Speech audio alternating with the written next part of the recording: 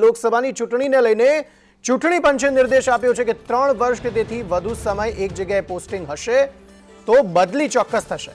IAS અને IPS અધિકારીઓ માટે ચૂંટણી પંચનો આ નિર્દેશ જાહેર કરાયો છે।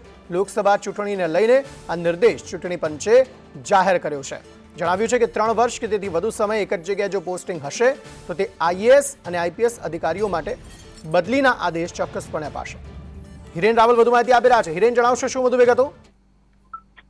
તો ખાસ લોકસભાની ચૂંટણી અને સામાન્ય રીતે ચૂંટણી પહેલા ચૂંટણી પંચ આ પ્રકારના નિર્દેશો કરતું હોય છે। માર્ચ મહિનામાં લોકસભાની ચૂંટણી જાહેર થાય તે પહેલા લાંબા સમયથી એટલે કે 3 વર્ષ કરતા વધુ સમયથી એક જ જગ્યા પર છે એવા અધિકારીઓની બદલી કરવા માટેના નિર્દેશ કરવામાં આવ્યા છે।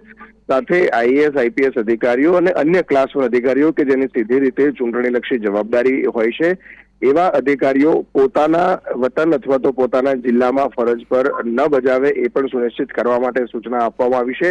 આવા અધિકારીઓ હોય તો તેમની પણ બદલી કરવા માટેના નિર્દેશ આપવામાં આવે છે। લોકસભા અથવા તો કોઈ પણ પ્રકારની ચૂંટણીમાં આ પ્રકારની પ્રક્રિયા એ સામાન્ય પ્રક્રિયા છે કે કર્મચારીઓ એક જ સમય સુધી લાંબા ગાળે એક જ જગ્યા પર હોય તો ચૂંટણીની પ્રક્રિયાને અસર થઈ શકે છે અને એટલા જ માટે આ બદલીઓ કરવા માટેના નિર્દેશ કરાયા છે।